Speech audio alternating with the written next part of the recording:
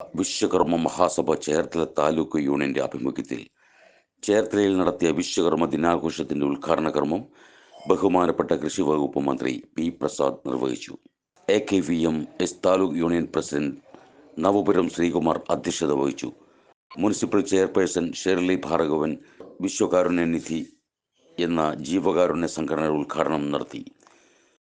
Cinema താരം സാജു നവോദയ മുഖ്യപ്രഭാഷണം നടത്തി.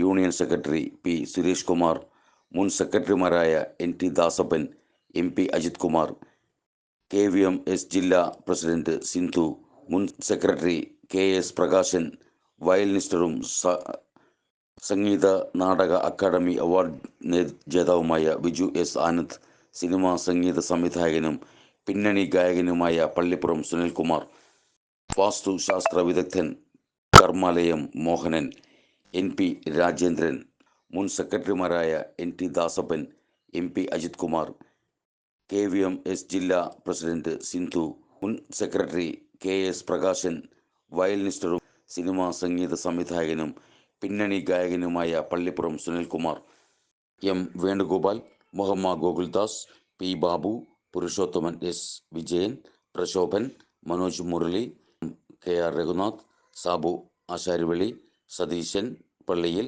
സുരേന്ദ്രൻ, ചന്ദ്രൻ തുടങ്ങിയവർ പ്രസംഗിച്ചു.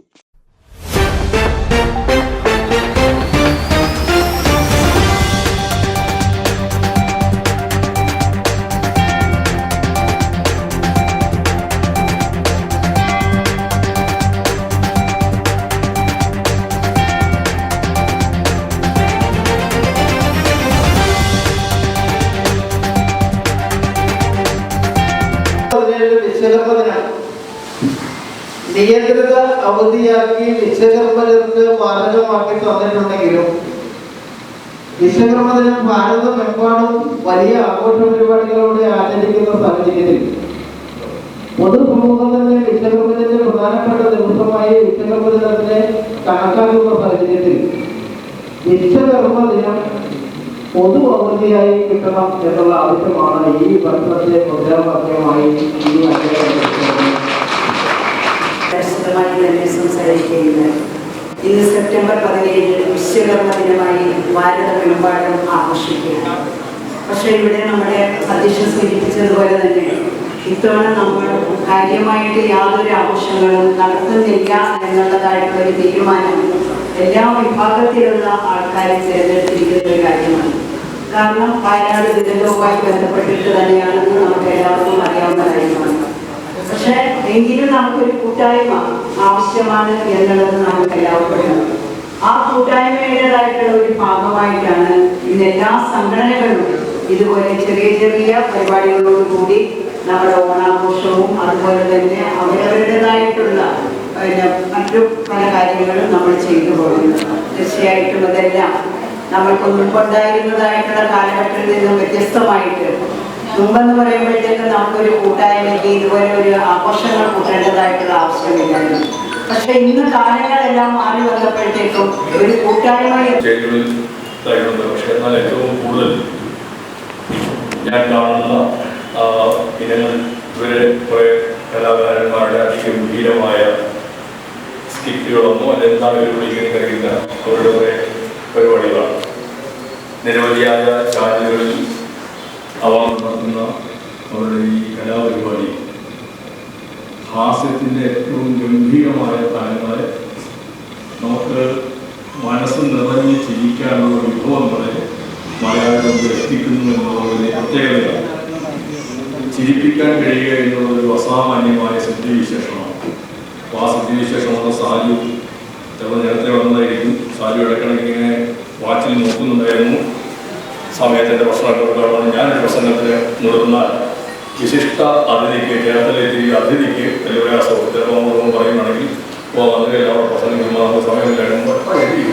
അപ്പോൾ എനിക്കിട്ടൊരു പണി നേരത്തെ കിട്ടി വന്നപ്പോൾ തന്നെ എന്നോട് പറഞ്ഞു തിരി മാറിപ്പോകരുത് എന്ന് പറഞ്ഞു. അപ്പോൾ എനിക്കൊരു പിടിയില്ല. എൻ്റെ കയ്യിലൊരു രീതിയിൽ വെച്ചേക്കുന്നതിൻ്റെ പേരിലാണ്, എൻ്റെ കൈയൊന്നും മുറിച്ചതിൻ്റെ പേരിൽ ഞാനത് ബാൻഡേഡ് കിട്ടിയേക്കുന്നതിൻ്റെ പേരിലാണ് എനിക്കൊരു ചെറിയ പണി ഇപ്പോൾ തന്നത്. തിരി മാറിപ്പോകരുത് എന്ന് പറഞ്ഞു.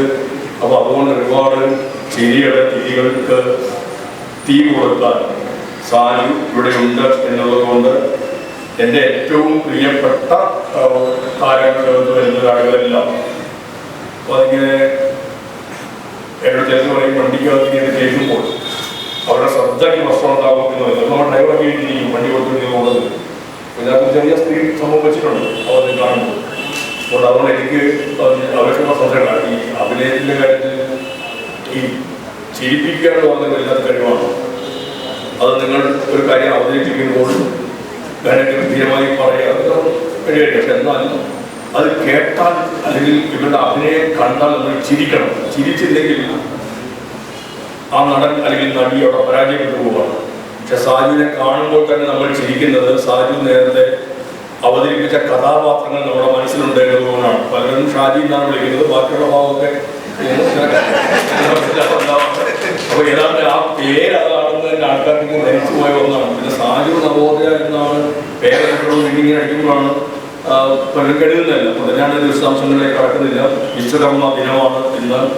സെപ്റ്റംബർ മാസം 17 വിശ്വകർമ്മ ദിനമായിട്ട് ഭാരതമെമ്പാടും ആചരിക്കുന്നുണ്ട്.